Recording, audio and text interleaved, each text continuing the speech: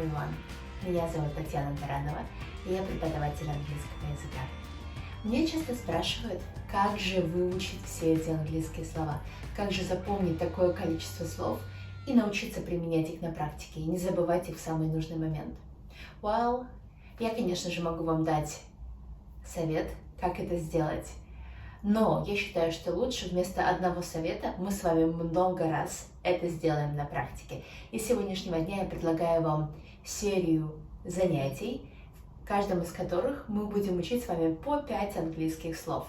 Но мы будем их учить не просто так, чтобы понимать и знать значение этих слов, а мы будем учить их так, чтобы мы смогли легко употреблять их на практике. So, let's get started. 5 simple steps. This time we will do it together. I was about to say. Для того, чтобы полностью погрузиться в английский язык, я решила сделать эти видео in English. Но для того, чтобы вам было четко понятна процедура того, что мы будем делать, первое видео будет на русском языке, все дальнейшие видео будут на английском. Итак, в каждом из видео мы с вами будем проходить 5 шагов. Первое – это значение слова, мы познакомимся с вами со значением слова. После этого мы с вами поработаем с произношением, и произношению мы будем уделять большое внимание для того, чтобы get comfortable with the word, для того, чтобы оно у нас не вызывало дискомфорта, и мы легко с вами могли его применять в любой ситуации, произносить в любой ситуации. Следующий шаг, мы посмотрим с вами, как слово употребляется в контексте, посмотрим на примерах. Потом мы посмотрим с вами небольшие видео, и мы послушаем, как слово употребляется в контексте. И после этого закрепимся на практике и используем с вами слово в наших собственных примерах. So, let's get down to business. Are no longer alive. I no longer want to get rid of your stress. Our first word. Точнее, это даже не слово, это будет выражение. И у нас часто с вами будет встречаться выражение, потому что выражение, во-первых, проще запоминается, чем отдельные слова, и, во-вторых, это гораздо полезнее запоминать словосочетания, выражения, чем просто отдельные слова. Итак, наше первое выражение – это no longer. No longer обозначает больше не. Допустим, I no longer love you. Я больше не люблю тебя. I no longer love you. Мы его используем тогда, когда мы хотим сказать о том, что мы делали раньше и больше этого не делаем. Допустим, I no longer wanted. Я больше этого не хочу. Еще раз посмотрим с вами теперь на произношение. No longer. Звук н. Когда мы произносим звук н, у нас язык выгибает спинку. Кончик языка прячется за нижними зубами, и он выгибает спинку наверх. Longer. No longer. No longer. I no longer need you. I no longer want it. And so on. Попробуйте, обязательно произнесите это слово вместе со мной и самостоятельно. No longer. No longer. No longer. Давайте с вами попробуем произнести это выражение с разной интонацией. Если вам это слово знакомо, вы смело можете пропустить этот шаг и перейти к следующему. Но если для вас это слово совершенно незнакомо, и вы его слышите впервые, и вы не совсем комфортно себя чувствуете, попробуйте сказать его шепотом. No longer. Попробуйте его сказать с изумлением, каким-то удивлением. No longer. Да. Попробуйте его сказать громко. No longer. No longer. По-разному. Мне это ассоциируется с тем, как мы сканируем отпечатки пальцев. Для того, чтобы наш телефон понял наш отпечаток пальца, нам нужно его просканировать с разных сторон. Точно так же, когда мы учим слово, наш мозг должен услышать это слово по-разному. И точно так же со значением слова мы должны посмотреть на слово в разных контекстах, чтобы полностью понять его значение. И теперь давайте перейдем к примерам, к дополнительным примерам. It's no longer a secret. It's no longer a secret. Что это значит? It's no longer a secret. Это больше не секрет. It is no longer a secret. И будет очень хорошо, если вы добавите к этому подходящую эмоцию. Когда мы говорим с вами, это больше не секрет, да? Какая у нас эмоция может быть? It's no longer a secret. То есть ты не можешь этим меня шантажировать, да? It's no longer a secret. Дальше. I no longer wanted. I no longer wanted. Что значит это предложение? I no longer want it. Want it. Я больше это не хочу. Опять подумайте о подходящей эмоции. I no longer want it. Допустим так. Не забывайте повторять за мной предложение. Следующее предложение. He no longer lives here. He no longer lives here. Что значит это предложение? Да, конечно, он больше здесь не живет. Давайте подумаем об интонации. Sorry, he no longer lives here. He no longer lives here. И еще один пример. It's no longer important. It's no longer important. Это больше не важно. Тоже подумайте о подходящей интонации. Можно сказать, it's no longer important. Да, это больше совсем не важно. Теперь важный момент. Давайте посмотрим, где же у нас стоит no longer в предложении. Обратите внимание, у нас есть два предложения с глаголом to be. С глаголом связкой to be. It is no longer a secret. It is no longer important. Где у нас стоит no longer относительно to be? Да, правильно, конечно, он стоит сразу после него. It's no longer important. It's no longer a secret. It's no longer valuable. Это больше не ценно. Если же у нас предложение с основным смысловым глаголом, допустим, I no longer want it. He no longer lives here.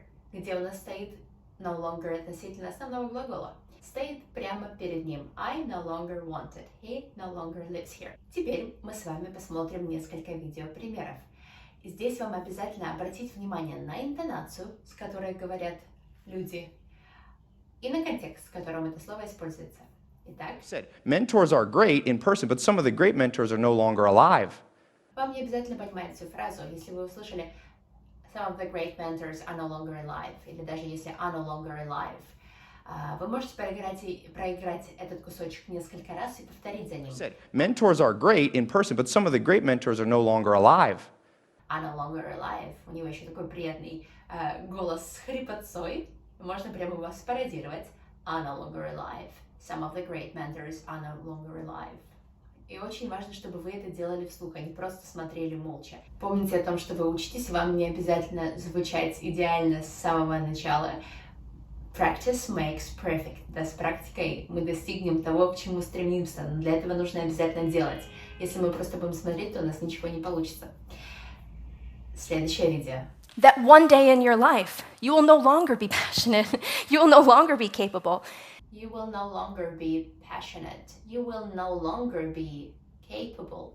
You will no longer be passionate. You will no longer be capable. Можете прям повторять ее жесты, повторять ее мимику. I no longer want to get rid of your stress. I want to make you better at stress. У нее тут такая потрясающая мимика. Можете прям перемотать несколько раз, прослушать, остановить посерединке. I no longer want to get rid of your stress. I want to make you better at stress. I no longer want to get rid of your stress. I want to make you better at stress. Я больше не хочу избавляться от твоего страха, от вашего стресса. Я хочу вас сделать лучше в отношениях с вашим стрессом. То есть хочу, чтобы вы научились с ним справляться. Итак, теперь нам нужно с вами будет придумать наши собственные примеры. Обязательно сделайте этот шаг, никогда его не пропускайте, потому что он очень важен.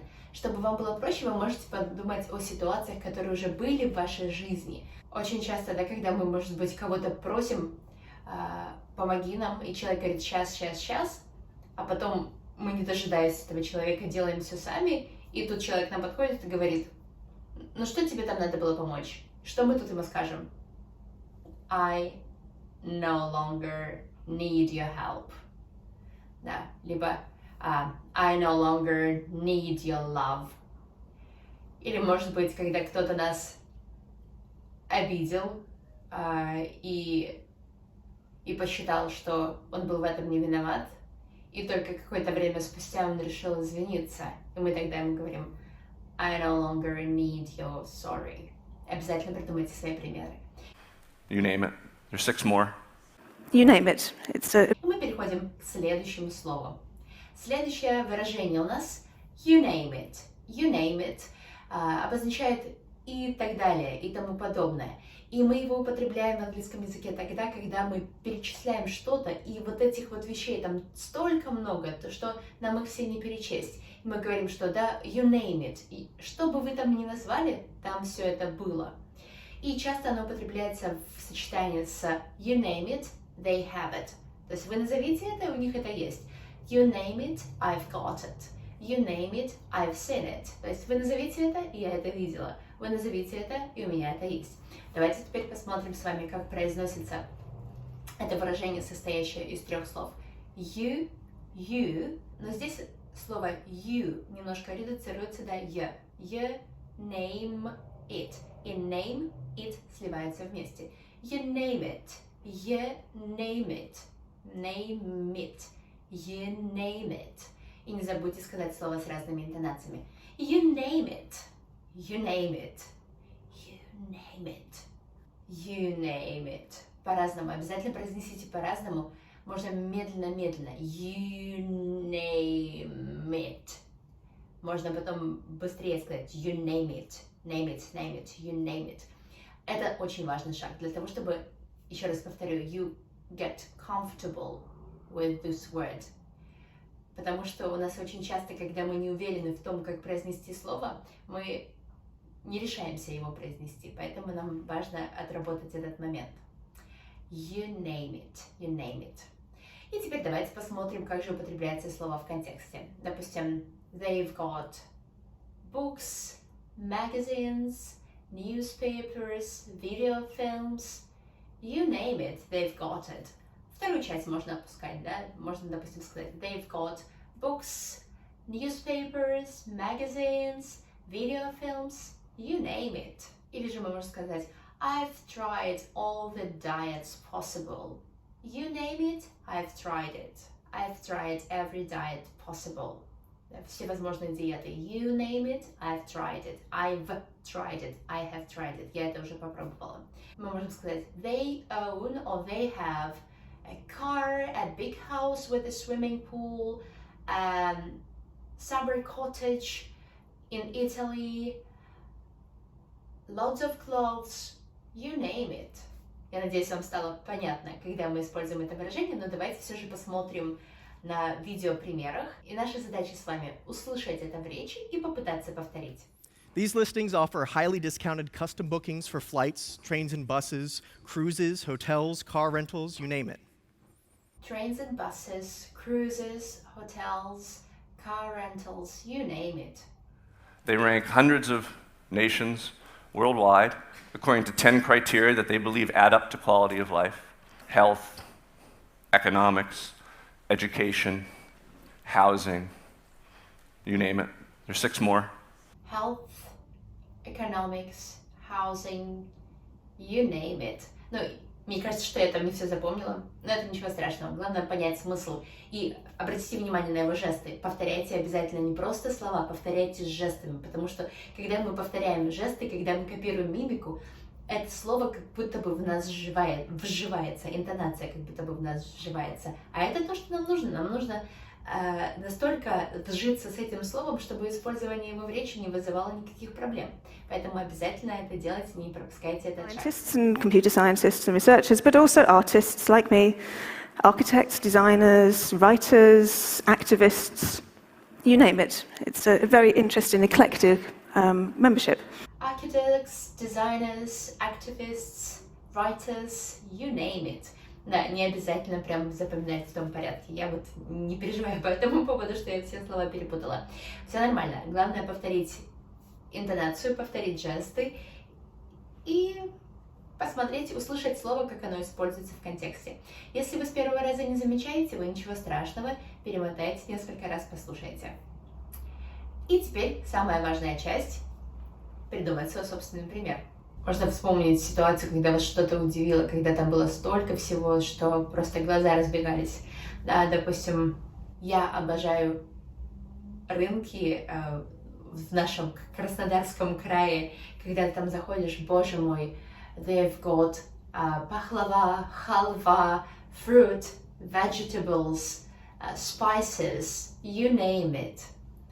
Не забудьте придумать ваш пример. Quite a savvy businesswoman. I'm not actually that technically savvy.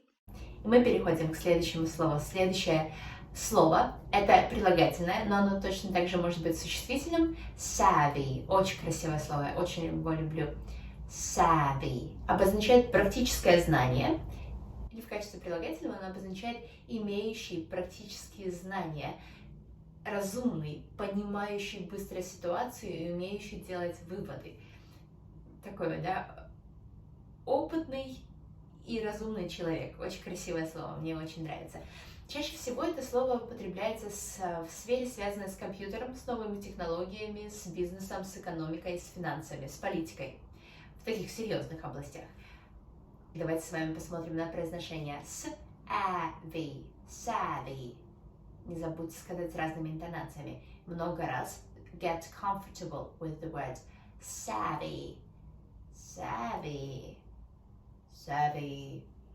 По-разному произнесите его. И теперь давайте посмотрим, как слово употребляется в контексте. Я могу сказать, что young people are so technologically savvy.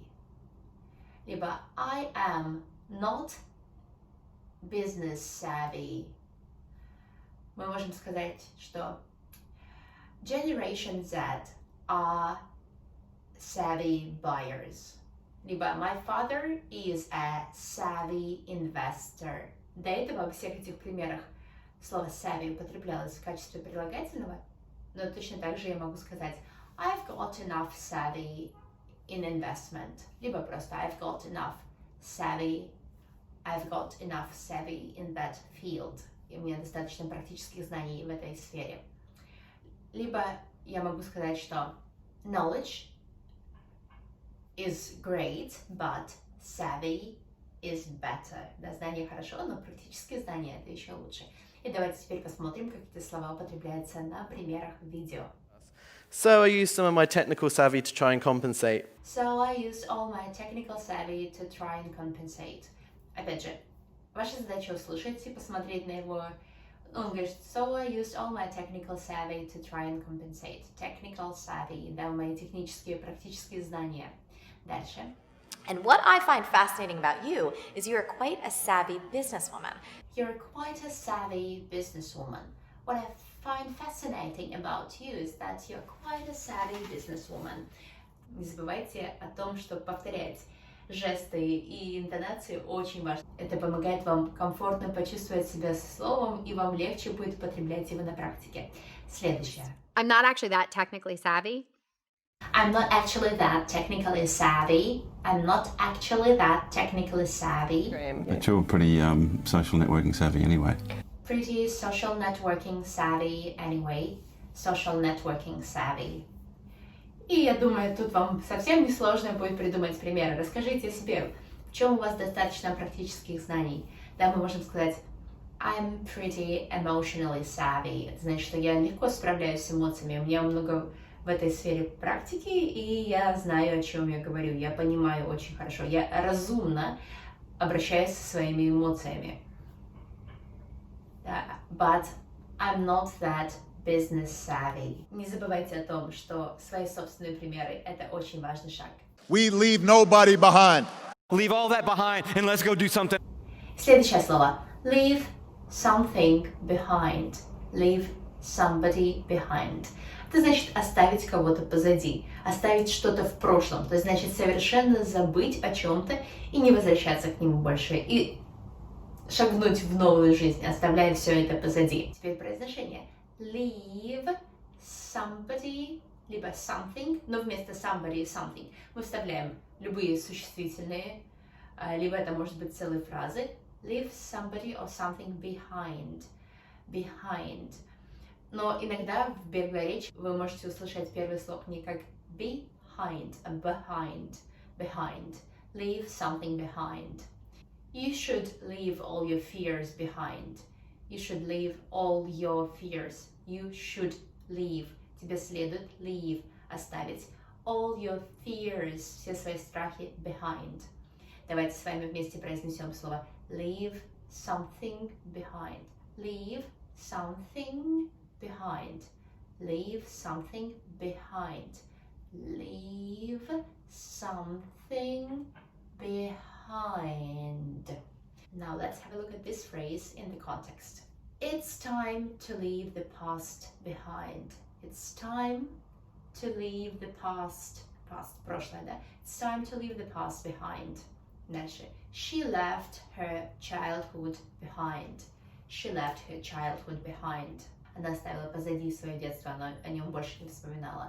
Или же he left behind a wife and a 6-year-old son. То есть он оставил их позади, но мало ли по каким причинам пришлось человеку навсегда бросить свою жену и сына. Так можно даже сказать, если человек отошел в мир иной. Обратите внимание, первые примеры, где у нас стоит behind. Leave something behind. Leave the past behind.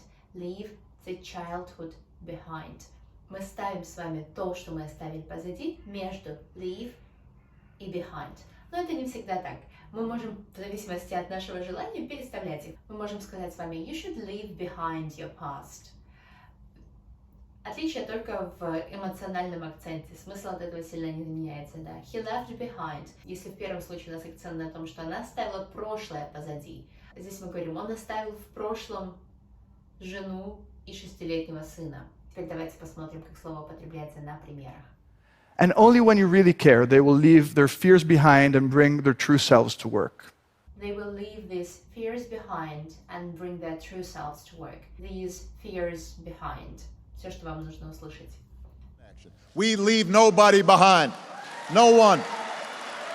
Потрясающая просто интонация, жестикуляция. We leave nobody behind. Обязательно повторите с жестами. Leave what's comfortable, leave all that behind, and let's go do something else. Leave what's comfortable, leave all that behind, and let's do something else. И теперь переходим к самому важному шагу. Ваши собственные примеры. Да, подумайте о том, что, допустим, I left all my fears behind and decided to make this video. Либо we can leave all the prejudice behind, да, оставить все предрассудки позади, and do something else. Допустим, мы можем сказать кому-то, выбрось эти мысли из головы, leave these thoughts behind, and let's do something new, something exciting. Я надеюсь, что вы помните о важности этого 5-го этапа. That's a far cry. It's a far cry from how we got started. И у нас с вами осталось последнее выражение на сегодня. Это выражение очень красивое, очень интересное. Я думаю, что оно вам легко запомнится. Be a far cry from something. Cry — это плач или крик. Be a far далекий, cry from something. Быть далеким криком, плачем от чего-то. Можно себе представить, что где-то далеко-далеко мы еле-еле слышим какой-то далекий крик. И это выражение обозначает быть совершенно не похожим на что-то, то есть быть каким-то жалким, отдаленным подобием чего-то. Давайте теперь с вами посмотрим на то, как произносится это слово. A far cry from something. И опять же, вместо something мы можем подставлять все, что угодно. A far cry from something. A far cry from something. Можно даже попробовать закрыть глаза и произнести это слово с закрытыми глазами. A far cry from something. Get really comfortable with this word.